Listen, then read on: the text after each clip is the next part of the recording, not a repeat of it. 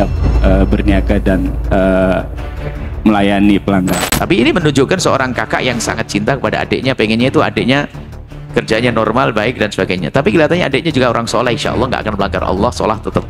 Cuman beliaunya saking cinta. Jadi kalau adiknya denger gak usah marah sama abangnya, justru tambah sayang. Abangnya pengen Anda kerja benar, istirahat cukup, Anda sehat gitu. Tapi sebetulnya Bismillahirrahmanirrahim. Assalamualaikum warahmatullahi wabarakatuh.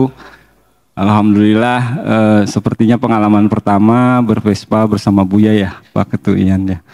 Kita readingnya juga beda, adem banget kayaknya perasaan. Begini Buya, kebetulan kalau saya dari komunitas Vespa Wong Cirebon, nama saya Agung, dan kebetulan di kantor pajak juga Pak bekerjanya.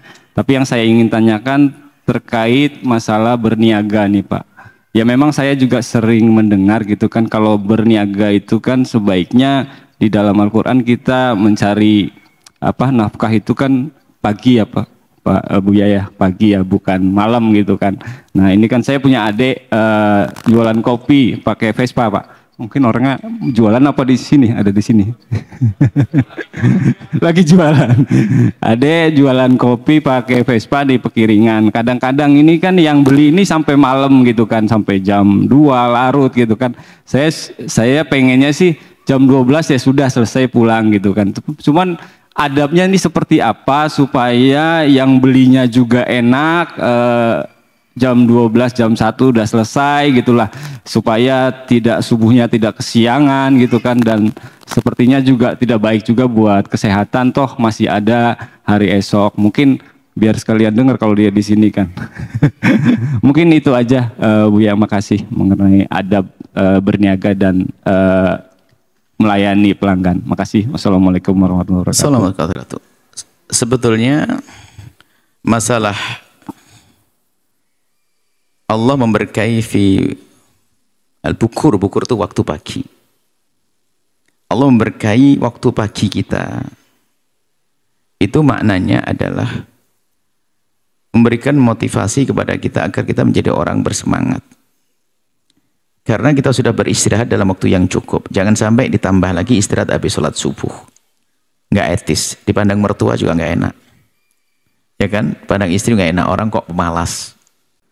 Itu. Maka pagi-pagi hendaknya sudah aktivitas. Cuman ada sebagian orang yang punya tugas di malam hari. Security, tentara, dan sebagainya. Apakah dia hilang keberkahan pagi? Oh tidak. Jadi begini loh ya kita, pekerjaan itu akan menjadi mulia kalau kita menjalaninya dengan baik dan benar. Misalnya jualan sampai jam 3. Mungkin kita punya misi, kenapa?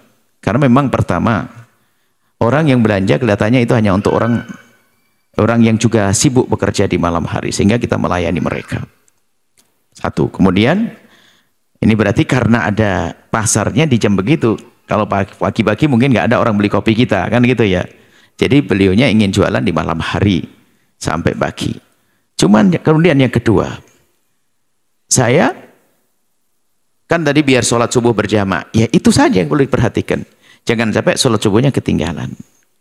Kemudian di malam harinya dia harus sadar, malam itu waktu istimewa kalau orang faham. Maka kami ingatkan, jika ada orang diberi oleh Allah pekerjaan kok di malam hari, ini kesempatan Anda sambil bekerja Anda ngadu kepada Allah.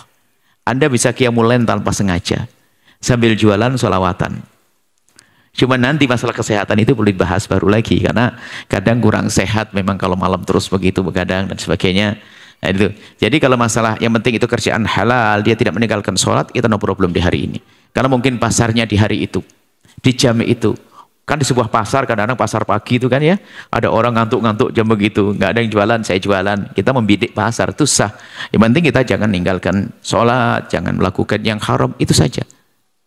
Jadi jadi gini, kita jangan pengen semuanya serba nomor 1. Wah, saya pengen, tidak bisa. Misalnya, tapi ini menunjukkan seorang kakak yang sangat cinta kepada adiknya, pengennya itu adiknya kerjanya normal, baik dan sebagainya. Tapi kelihatannya adiknya juga orang soleh, insya Allah nggak akan melanggar Allah, sholat tetap. Cuman beliaunya saking cinta. Jadi kalau adiknya denger gak usah marah sama abangnya, justru tambah sayang. Abangnya pengen Anda kerja benar, istirahat cukup, Anda sehat gitu. Tapi sebetulnya kalau secara umum juga boleh saja, mungkin ada pekerjaan malam, security. Ada ibu-ibu kerja di malam, yang penting sholat jangan ditinggalkan. Cuman masalah sholat bisa di mana saja. Ini ilmu sholat. Saya pernah kejadian sama ibu tukang jamblang. Saya pulang dari Purwakarta, habis sholat subuh di mana di daerah Gunung Jati itu gimana? Kita mampir kota, mau makan nasi jamblang. Akhirnya kita ngobrol sama ibu. Ibu sudah sholat subuh, nanti aja. Nanti ini sudah hampir terbit matahari. Nanti gimana? Kalau sudah pulang. Oh, berarti ibu dari berapa tahun ibu kerja di hampir 11 tahun bos? Berarti ibu 11 tahun gak pernah sholat subuh. Susah kalau ditinggal gimana lagi jualan? Oh berarti ibu ini tidak ngerti cara sholat yang gampang. Saya praktekkan di situ. Ibu kan punya air hangat itu. Air putihnya air hangat belum dikasih teh itu. Itu bisa dipakai wudhu, segelas pakai wudhu. Kemudian ibu bisa sholat di sini. Saya contohkan waktu itu. Ini daun jati bisa untuk sujud kok. Oh bisa. Ibu sudah pakai mukena bagus, cantik, masa nggak sholat subuh? Jadi sholat bisa di mana saja. Di bawah jualan kopinya juga bisa. Jangan sampai tidak sholat. Kita pespaan. Saya kadang-kadang kalau di jalan, di tol itu kalau tidak di rest area, saya minta berhenti di sebuah tempat yang memang diizinkan untuk berhenti dan tidak mengganggu lalu lintas. Kan ada tempat yang darurat, itu kan ada. Saya sholat di pinggir jalan biar orang tahu bahwa sholat bisa di mana saja. Dan saya tidak mau dikasih sajadah. Karena apa? Jangan sampai orang menganggap sholat harus pakai sajadah. Saya di tanah sholatnya. Biar orang niru. Sebenarnya sholat kan gampang. Yang penting dengan Allah. Itu saja. Dengan Allah rajin. Tak taunya kita punya adik. Tak taunya apa? Bang, alhamdulillah. 5.000 sholawat saya. Kopinya dapat 500.000. Ah, hebat kan? Sholawatnya 5.000. Kopinya 500.000 sehari. Lumayan. Tinggal ngalikan saja. Kan gitu aja. Jadi nggak ada masalah. Kerja kapan saja. Cuman mohon sisi kesehatan juga Anda perlu perhatikan. Umur ya. Memang umur di tangan Allah, tapi kita diperintahkan menjaga fisik kita, kesehatan kita, makan yang benar, istirahat yang benar, ya. Itu saja insya Allah. Jadi halal itu yang paling penting. Sholat, kerja bisa kapan saja. Cuman ini abang yang sayang kepada adiknya, pengennya ya normal jam 12 tutup, nanti bisa tahajudan, subuhan, itu wajar. Abang yang sayang kepada adiknya.